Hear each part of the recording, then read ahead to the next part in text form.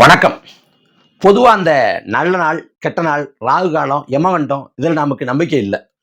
ஆனா திமுக காரங்களுக்கு இதுல பெரிய நம்பிக்கை உண்டு. பரிபூரண நம்பிக்கை உண்டு.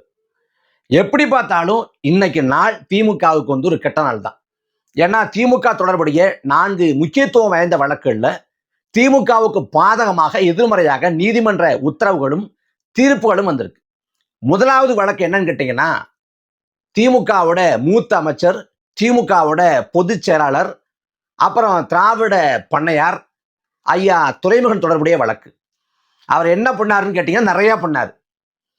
கனிம வளங்களை சூறையாடினாரு, மணக்கொள்ளை அடிச்சாரு, இதெல்லாம் பண்ணார். அவர் சொத்துவிப்பு வழக்குல மாட்டிக்கிட்டு இருக்கிறார். இந்த சொத்துவிப்பு வழக்கு எப்போ வந்துச்சுன்னா, இப்ப 2021 2024 வரையிலான காலகட்டத்தில் நடந்ததானா இல்லை. 2006 2011 வரைக்கும் சட்டத்துறை அமைச்சா இருந்தார். அப்பயானா இல்லை. மாறாக 1996 தொடங்கி 2001 காலகட்டத்தில் அன்னைக்கு பொதுப்பணித்துறை அமைச்சராக துரைமுகன் இருந்தார். அன்னைக்கு வருமானத்துக்கு அதிகமாக, அதாவது 3,93,92,00,000 வருமானத்துக்கு அதிகமாக சொத்து சேர்த்ததா சொல்லி, அதுக்கு பிறகான காலகட்டங்களில் அதிமுக ஆட்சி காலத்தில் லஞ்ச ஒழிப்புத்துறையால வழக்கு தொடரப்பட்டு அந்த வழக்கு நடந்துச்சு. 2007 அந்த வழக்கிலிருந்து விடுவிக்கப்படுறார். வழக்கு ஒண்ணுமே இல்லைன்னு விடுவிக்கப்படுது. அதுக்கு பிறகு மறுபடியும் அதிமுக ஆட்சிக்கு வந்தோடனே இந்த வழக்கை மேல்முறையீடு பண்றாங்க 2011. அந்த மேல்முறையீட்டோட நீட்சியாக இப்ப தீர்ப்பு வந்திருக்கு. அதாவது இந்த வழக்க சொத்துவிப்பு வழக்கிலேருந்து துரைமுகன் அப்புறம் அவரோட குடும்பத்தாரை விடுவிச்சது செல்லாது அப்படின்னு தீர்ப்பு வந்திருக்கு. அப்ப மறுபடியும் விசாரணை தொடங்கலாம் அப்படின்னு நீதிபதிகள் உத்தரவு போட்டிருக்காங்க. அப்ப துரைமுகனுக்கு எதிரான இந்த சொத்துவிப்பு வழக்கு இங்க மறுபடியும் உயிர் பெறுது. ஏற்கனவே பொன்முடி மீதான சொத்துவிப்பு வழக்குல 3 ஆண்டு தண்டனை அப்படின்னு அறிவிக்கப்பட்டு, அப்புறம் மேல்முறையீடு போனாரு பொன்முடி. நான் உடம்பு முடியாதவன், என்னால முடியாது, நான் ரொம்ப கஷ்டப்படுறேன், என் உடல்நலம் பாதிக்கப்பட்டிருக்கு, நான் ஒரு வயதானவன் அப்படிலாம் போய் நீதிமன்றத்தில் மன்றாடினார். நமக்கு தெரியும். அவரே அப்படின்னா, இவர் 86 வயசாயிடுச்சு. திடீர்னு ஏதாவது விசாரணை சோதனை வந்தா டெல்லி கிளம்பி போயிடுவாப்புல துரைமுருகன்.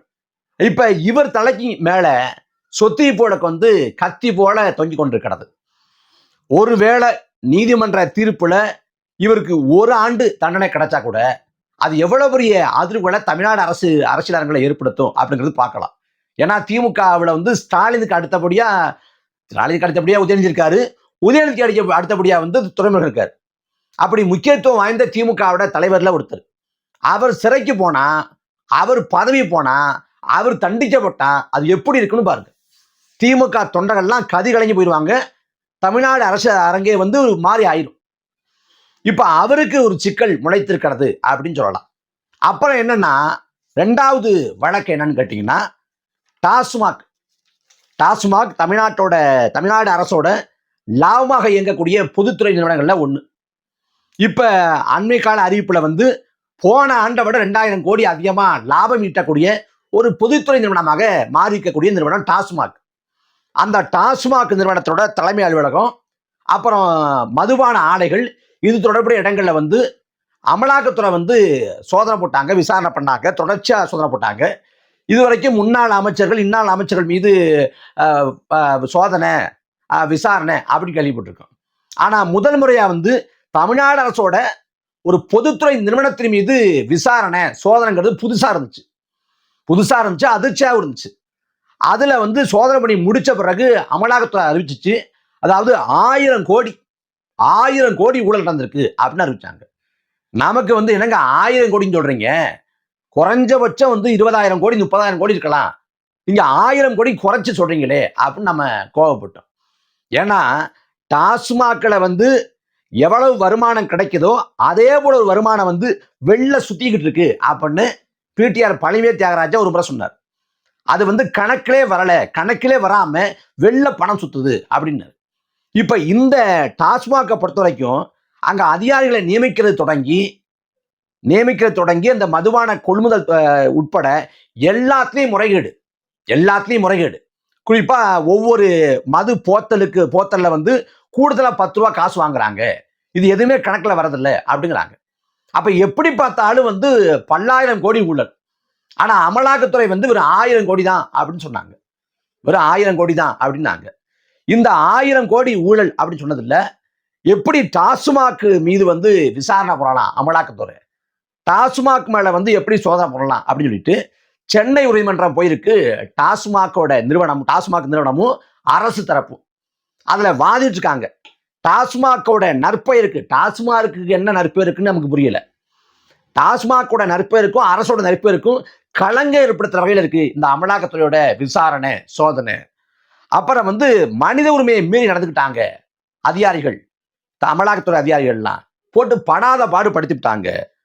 அதனால இந்த விசாரணையை வந்து ஏற்கக்கூடாது அப்படின்னு சொல்லிட்டு நீதிமன்றத்துல வந்து அவங்க வாதங்களை வச்சிருக்காங்க. அரசு தரப்புல டாஸ்மாக் தரப்புல அவங்க வாதங்களை வச்சிருக்காங்க. சொல்றப்ப வந்து இவ்வளவு நாளா விட்டுட்டு இப்ப திடீர்னு என்ன ஞானோதயம் வந்துச்சு? அதாவது என்ன சொல்ல வர்றாங்கன்னா, நாங்க பல வருஷமா கொள்ளையடிச்சுட்டு இருக்கிறோம், திடீர்னு உனக்கு ஞானோதயம் வந்துச்சு, இப்ப மட்டும் ஏன் சோதனை பண்ற, இப்ப ஏன் விசாரணை பண்ற என்பது போல ஒரு கேள்வியை கேட்டுக்கிறாங்க. கேட்டுட்டு கடைசியா வந்து அவங்க வந்து அமலாக்கத்துறை ஒன்றும் நீதியோட பாதுகாவலர் இல்லை, ஒரு விசாரணை அமைப்பு தான், ஒரு விசாரணை அமைப்பு மாதிரி நடந்துக்கணும் அப்படின்னு சொல்லி அவங்க வாதிட்டு இருக்காங்க. வாதிட்ட பிறகு அமலாக்கத்துறை தரப்பு வந்து அவங்க வாதங்களை வைக்கிறாங்க. நாங்க ஒன்றும் சும்மா எல்லாம் வந்து வேலை செய்யல, காவல்துறையும் லஞ்ச ஒழிப்புத்துறையும் போடப்பட்ட பதிவு செஞ்ச 42 வழக்கு அடிப்படையில் தான் நாங்க வந்து சோதனை போட்டோம். அப்புறம் வந்து இது சம்பந்தமா வந்து எஃப்ஐஆர் வந்து போடப்பட்டிருக்கு, லஞ்சம் வாங்கினதா எஃப்ஐஆர் போடப்பட்டிருக்கு, அந்த அடிப்படையெல்லாம் பண்ணோம் அப்படின்னு அவங்க வாதங்களை வச்சிருக்காங்க.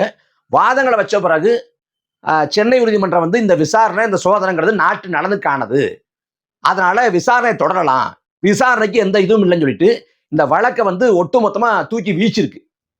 இவங்க வந்து போனாங்கல்ல ரிட்மனு போட்டு அது தூக்கி வீச்சிருக்கு. அதனால அமலாக்கத்துறையோட விசாரணைக்கும் சோதனைக்கும் எந்த தங்கு தடையும் இல்லை அப்படின்னு நீதிமன்றத்தின் வாயிலாக நிரூபிக்கப்பட்டிருக்கு. இனிமே இன்னும் மூர்க்கமாக வீரியமாக அமலாக்கத்துறை தன்னால என்ன குடைச்சல் கொடுக்க முடியுமோ அதை வந்து கொடுக்கும். ஏன்னா இவங்க கரமுடியாத கரங்களுக்கு சொந்தக்காரங்க இல்லை. இவங்க யாரும் நல்ல கண்ணையாவோ இல்ல வந்து கக்கனோ இல்ல வந்து ஒரு அரும்பெரும் தலைவரோ இல்லை. எல்லாம் ஊழல் பெருச்சாளிகள், எல்லாம் வந்து லஞ்ச ஊழல்ல திளைத்த மோசடி பேர்வழிகள். அதனால இந்த வழக்கும் டாஸ்மாக் வழக்கும் அதுவும் உயிர் பெறுது, இன்னும் வீரியமாக தொடங்கும். அடுத்ததா என்னன்னா, நம்ம பொன்முடி ஐயா இருக்காங்கல்ல, அவருக்கு வந்து நாக்கில சனி உட்கார்ந்துக்கிட்டு தாண்டவம் மாறுறாளாம் அந்த மாதிரி. ஏன்னா அவர் பேசுறது பூரா அப்படித்தான் இருக்கு. மக்களை பார்த்து ஓசி ஓசி அப்படின்னு ஏளனமா பேசினாரு. ஒரு பொது அவையில வந்து ஒரு பெண்ணை வந்து நீ எசி தானம்மா அப்படின்னு கேட்டு அவங்கள கூணி குறுக வச்சாரு. குறைய அரசு தொடர்பான குறைய சொல்ல வந்த ஒரு பெண்மணிட்ட அப்படியே ஓட்டு போட்டு கிழிச்சிட்டீங்க அப்படின்னு எகத்தனமா பேசினாரு. இப்ப கடைசியா சைவம் வைணவம் அப்படின்னு சொல்லி ஆபாசமா பேசி மாட்டிக்கிட்டார். அதுல வந்து சென்னை உயர்நீதிமன்றம் சொல்லியிருக்கு, டிஜிபி கேட்குது, தமிழ்நாடு அரசு காவல்துறை கேட்குது, என்னன்னா வழக்கு போட்டிருக்கீங்களா, பொன்முடி மேல வழக்கு போட்டிருக்கீங்களா, இந்த மாதிரிலாம் பேசியிருக்காரு, வழக்கு போட்டிருக்கீங்களா அப்படின்னு கேட்குது. இவங்க இல்லைங்க வழக்கு போடல, ஆனா நிறைய புகார் வந்திருக்கு அப்படின்னு இருக்காங்க. எத்தனை புகார் வந்தாலும் ஒரே வழக்கா போடுங்க. ஏன்னா அங்கங்க வழக்க போட்டு இந்த வழக்கை ஒண்ணும் இல்லாம நீர்த்து போக வச்சிடாதீங்க, ஒரே வழக்கா போடுங்க. ஆனா வழக்கு போடுங்க. அப்படி வழக்கு நீங்க போடல, நீதிமன்ற அவமதிப்பு வழக்கு வந்து அரசு மேல நாங்க போட வேண்டியிருக்கும் அப்படின்னு எச்சரிச்சு அவங்க இதுல வந்து பொன்முடிக்கு தனது கண்டனங்களையும் ஆட்சேபனையும் சொல்லியிருக்காங்க. அதாவது ஒரு வழக்குல உச்சநீதிமன்றத்துல தண்டிக்கப்பட்டு, அதாவது சொத்து வழக்க சொல்றாங்க, ஒரு வழக்குல உச்சநீதிமன்றத்துல தண்டிக்கப்பட்டு பிணையில் இருக்கக்கூடிய அமைச்சர் மேல்முறையீடு நிலுவையில் இருக்கிற சமயத்துல உச்சநீதிமன்றத்தோட இடைக்கால உத்தரவை தவறா பயன்படுத்தாரு. இவர் மேல வந்து சொத்து வழக்கு இருக்குது, அதை பிணை பெற்று அது அந்த வழக்கோட விசாரணை நிலுவையில் இருக்குது. இந்த சமயத்துல வந்து அதை சாதகமா எடுத்துக்கிட்டு இவர் இஷ்டத்துக்கு செயல்படுறாரு அப்படின்னு நீதிமன்றம் தனது கண்டனத்தை வெளிப்படுத்தியிருக்கிறது. அப்ப இதுல திமுகவோட ஆட்சி காலத்திலேயே திமுக அமைச்சர் மேல வழக்கு போடுற ஒரு இழிவான நிலை வந்திருக்கு. இத போல ஒரு கேவலங்கட்ட ஒண்ணு இருக்குமா? கடைசியா என்னன்னா, இதான் சிறப்பான ஒண்ணு, சிறப்பு அம்சம். அதாவது செந்தில் பாலாஜி, எந்த செந்தில் பாலாஜி? தியாகி செந்தில் பாலாஜி, அரும்பெரும் தியாகி செந்தில் பாலாஜி, அவர் தொடர்புடைய வழக்கு. அதுல உச்சநீதிமன்றம் சொல்லியிருக்கு, 2 வாய்ப்பு கொடுத்துருக்காங்க, உனக்கு அமைச்சர் பதவி வேணுமா இல்ல ஜாமீன் வேணுமா அப்படின்னு கேட்டிருக்காங்க. ஏன்னா செந்தில் பாலாஜியோட அவர் பிணையெல்லாம் இருக்கார், ஜாமீன்லாம் இருக்கார். அந்த பிணையை ரத்து செய்ய கோரி தொடரப்பட்ட வழக்குல நீதிமன்றம் உச்சநீதிமன்றம் தனது கண்டனங்கள் தெரிவிச்சிருக்கு. ஏன்னா ஏற்கனவே சொன்னாங்க, இவர் எப்படி அமைச்சர் பதவி ஏற்கலாம், அமைச்சர் பதவி ஏத்துட்டா அதிகாரத்தை பயன்படுத்திக்கிட்டு இவர் சாட்சிகளை ஆவணங்களை கலைச்சிட மாட்டாரா, அப்ப எப்படி அமைச்சரா ஏற்கலாம், அமைச்சர் பதவி ஏற்கலாம் அப்படின்னு கேட்டிருந்தாங்க. இப்ப கடைசியா சொல்லிட்டாங்க, உனக்கு அமைச்சர் பதவி வேணுமா இல்ல ஜாமீன் வேணுமா அப்படின்னு. ஏன்னா அமைச்சர் பதவியை தொடர்ந்தார்னா அவர் தொடர்புடைய அந்த ஊழல் வழக்குல, அவர் தொடர்புடைய அந்த லஞ்ச வழக்குல அவர் அதிகாரத்தை தவறா பயன்படுத்தி சாட்சிகளை ஆவணங்களை களைச்சு விட்டுருவாரு அப்படிங்கிறதுனால நீதிமன்றம் எச்சரிக்கைங்கிற அளவுக்கு கொண்டு போயிருக்குது. இப்ப 4 வழக்குகளையுமே திமுகவுக்கு கிடிக்குப்பிடிதான், திமுகவுக்கு பெரிய குடைச்சல் தான், பெரிய சிக்கல் தான். பொதுவா இவங்க சொல்லுவாங்க, அதாவது எங்களை பழி வாங்குறாங்க, பாஜக அரசு பழி வாங்குது, வருமான வரித்துறையை, அமலாக்கத்துறையை எல்லாத்தையும் ஏவி விட்டு பழி வாங்குறாங்க அப்படின்னு சொல்லலாம். பழி வாங்குறாங்கன்னு ஒரு வாதத்துக்கு வச்சுக்கோமே, நல்ல கண்ணையா இருக்கிறாங்க, இப்போது நம்மளோட வாழ்ந்து கொண்டிருக்காங்க, பாஜக எதுக்குறாங்க, ஒரு பக்கம் இருக்கிறாங்க. சங்கரையா மறைஞ்சிட்டார். இதுல நல்ல கண்ணையா போலவோ சங்கரையா போலவோ உதாரணத்தை அவங்க கூட்டணியிலே எடுத்துக்குவோம், அவங்க கூட்டணி இருக்கக்கூடிய தலைவர் பெருமக்களே எடுத்துக்குவோம். நல்லக்கண்ண ஐயா போலையோ இல்ல சங்கரையா போலவோ இருந்திருந்தா பழி வாங்க முடியுமா, பழி வாங்க முடியுமா? இவங்களை விசாரணை சோதனை போட்டு இந்த மாதிரி பண்ண முடியுமான்னா பண்ண முடியாது. இவங்க சொல்லுவாங்கல்ல, நாங்க பாசிசத்தை எதிர்க்கிறோம், பாஜக எதிர்க்கிறோம்.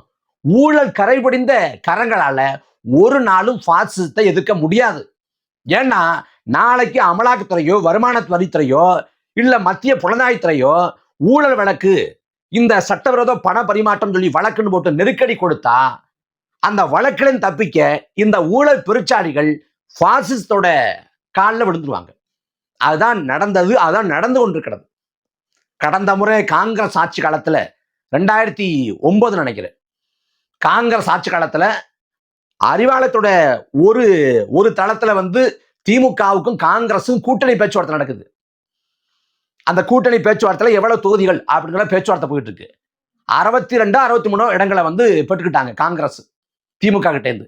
இன்னொரு பக்கம் இங்க கனிமொழின்னு நினைக்கிறேன், கனிமொழியா தயாளம்மாள் ராசாத்தியம்மாள் நினைவில் இல்லை, அவங்க கிட்ட விசாரணை போயிட்டு இருக்குது. ஒரு தளத்துல விசாரணை சிவி விசாரணை பண்ணுது 2G வழக்குல, இன்னொரு தளத்துல திமுகவுக்கும் காங்கிரஸுக்கும் தொகுதி பங்கிட்டு பேச்சுவார்த்தை. அப்ப காங்கிரஸ் கூட்டணியில் இருந்த காங்கிரஸே அந்த பாடுபடுத்துச்சு. அதான் கூடா நட்பு கேடாய முடியும்னாரு. இங்க பாஜக அவன் சும்மா விட மாட்டேன். இப்ப பாஜகவும் அதிமுக சேர்ந்துருச்சு, பாஜகவும் அதிமுக சேர்ந்துருச்சு. இன்னும் ஓராண்டு காலத்துல தமிழ்நாட்டுல சட்டசபை தேர்தல் நடக்க போகுது. அப்ப திமுகவை குறி வச்சு வேலைகள் தொடங்குவான். பாஜக பழி வாங்குறானா சத்தியமா பழி வாங்குறான். அவ வருமான வரித்துறைய, அமலாக்கத்துறைய, மத்திய புலனாய்வுத்துறைய, சிபிஐ எல்லாத்தையும் வச்சு பழி வாங்குறான், மாற்று கருத்து இல்லை. ஆனா இதுல திமுக காரங்க யாராவது யோக்கியமான, எவனும் யோக்கியம் இல்லை. செந்தில் பாலாஜியோ பொன்முடியோ இல்ல துரைமுருகனோ இல்ல ஐயா ஸ்டாலினோ இல்ல ஐயா உதயநிதியோ யாராவது ஒருவர் கரைபடியாத கரங்களுக்கு சொந்தக்காரர், அப்பழுக்கற்றவர், நியாயவான், ₹1 காசு மக்கள் வரி பணத்தை தொடமாட்டாரு, நேர்மையுமா உண்மையா வாழ்வார்னா ஒருத்தன் கிடையாது, ஒருத்தன் கிடையாது. அத்தனை பேரும் ஊரடிச்சு உலையில போடுறவன், ஊர்தாளி அடிக்கிறவன், அத்தனை பேரும் அப்படித்தான். அதனால இப்ப நீதிமன்றங்களிலே உத்தரவுகளும் தீர்ப்புகளும் திமுகவுக்கு எதிராக இருக்குது. அப்படி இருக்கிறப்ப ஏன்னா வருமான வரித்துறையோ அமலாக்கத்துறையோ இல்ல மத்திய புலனாய்வுத்துறையோ பெரிய நெருக்கடி கொடுத்து கிடுக்கிப்பிடி போட்டா கடைசியா போராட்டம் நீதிமன்றம். இங்கதான் முடியல, நீதிமன்றத்திலாவது போய் முறையிட்டு நீதி வாங்கலாம், நீதிங்கிற பேர்ல தனக்கு சாதகமான ஒண்ணு வாங்கலாம் அப்படின்னு திமுக நினைக்கும். ஆனா இந்த முறை அதுக்கும் வாய்ப்பு இல்லை, நீதிமன்றமே செக் வச்சிருச்சு. அப்ப வரக்கூடிய காலம் திமுகவுக்கு சோதனையான காலம்தான். அதனால இந்த முறை தொட்டுப்பார், என்னை சீண்டிப்பார், நான் அடிச்சா தாங்க மாட்டேன், 4 மாசம் தூங்க மாட்டேன் அப்படின்லாம் ஐயா டைலாக் விட்டு, ஐயா ஸ்டாலின் டைலாக் விட்டு யூடியூபர் போல வீடியோ போட முடியாது. வீடியோ போட்டா அதுக்கும் சேர்த்து குமுறுவேன். அதனால செந்தில் பாலாஜின்னு ஒருத்தர் சிறைக்கு போன காட்சியை நம்ம பார்த்தோம். அதே போல பல காட்சிகள் அரங்கேற காத்திருக்கு. தமிழ்நாடு அரசியல் களமும் அதை பார்க்க ஆவலா இருக்கு.